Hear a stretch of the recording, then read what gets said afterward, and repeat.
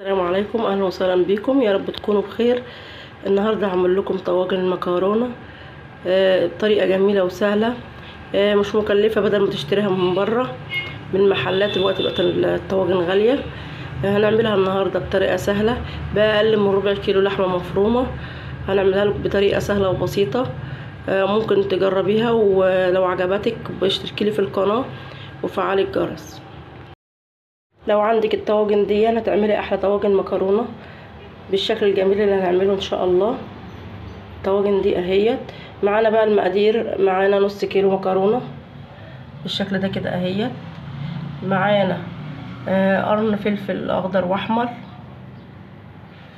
معانا بصلايه، معانا صلصه، معانا التوابل للحمه، ملح وفلفل، ومعانا اقل من ربع كيلو لحمه مفرومه. وادي اللحمه المفرومه اهيت، اقل من ربع كيلو. هنعمل احلى طواجن بطريقه سهله وبسيطه ومش مكلفه. ان شاء الله تعجبكم الطريقه. ونبدا بسم الله.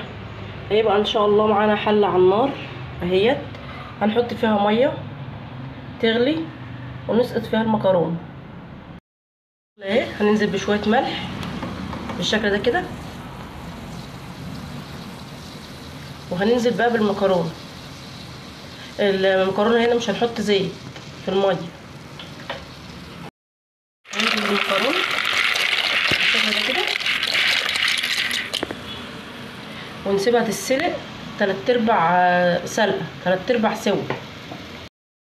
هحط اللحمه بقى على ما المكرونه تتسلق. نزلت بالبصله على معلقتين زيت بالشكل ده كده. البصله دبلناها كده، نزلنا باللحمه بالشكل ده كده، وننزل بالتوابل، نضيف بالملح والفلفل، هديهم تقليبه.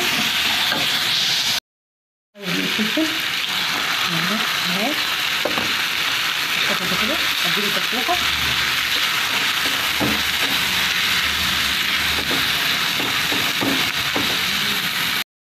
كده المكرونه سلقناها وعصجنا اللحمه، وادي الصلصه بتاعتنا جاهزه اهي. وادي الطواجن هنبدا نحط فيها بقى، نحط لحمه كده هنا بالشكل ده كده، معلقه صلصه كده بالشكل ده كده،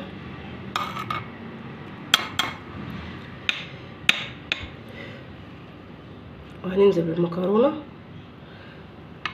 كده عليها بالشكل ده كده.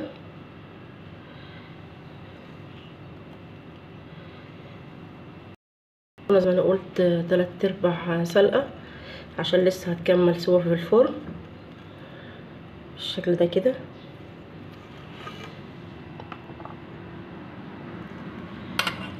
هندوس عليها بقى بالشكل ده كده. هنزل بقى بالصلصه هنا عليها بالشكل ده كده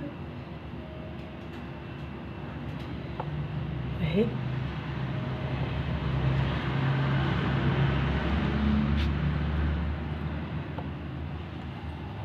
بالشكل ده كده اهي.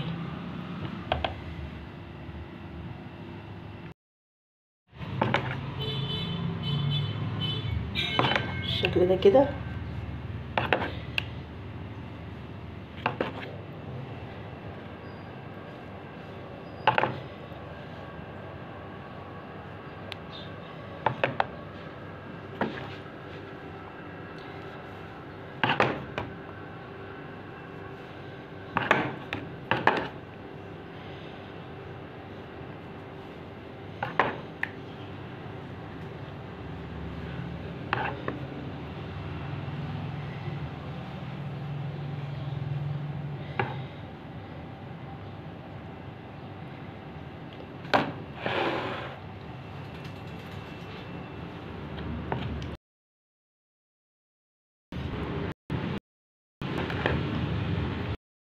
الشطه بقى بتاعت الطاجن، حطينا معلقتين زيت على النار، هنحط عليهم الشطه بقى تتحمص بالشكل ده كده.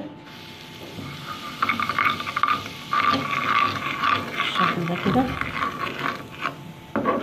وهنحط معلقتين صلصة بالشكل ده كده.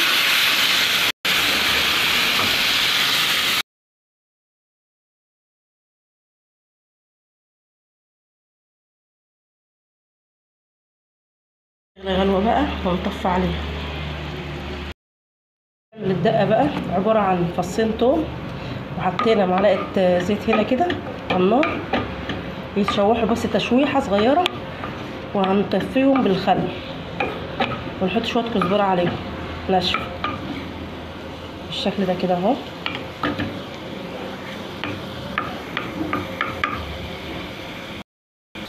هنحط الكزبرة تقليبة، وهنحط الخل بقى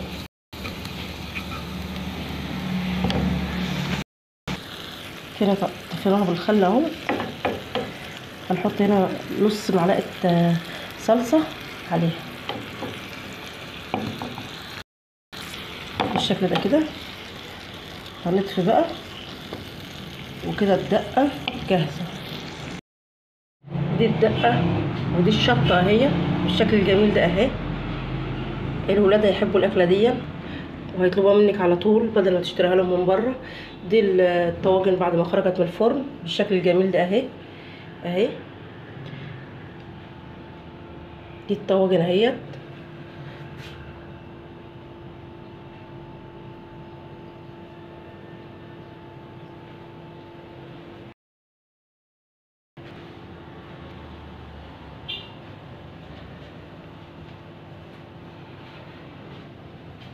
هنقلب واحد كده ونشوفه عامل ايه.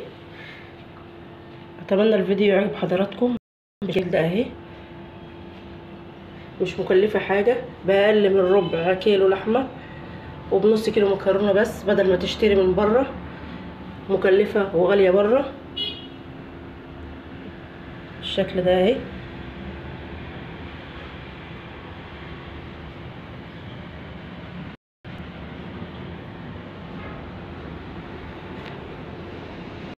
واحد كده بالشكل ده كده اهو. بسم الله اهوت بالشكل الجميل كده اهو طلع. اتمنى الفيديو يعجب حضراتكم. دي الطاجن اهو، الطواجن بعد ما خرجت من الفرن بالشكل الجميل ده اهي. اتمنى الفيديو يعجب حضراتكم. السلام عليكم ورحمة الله وبركاته.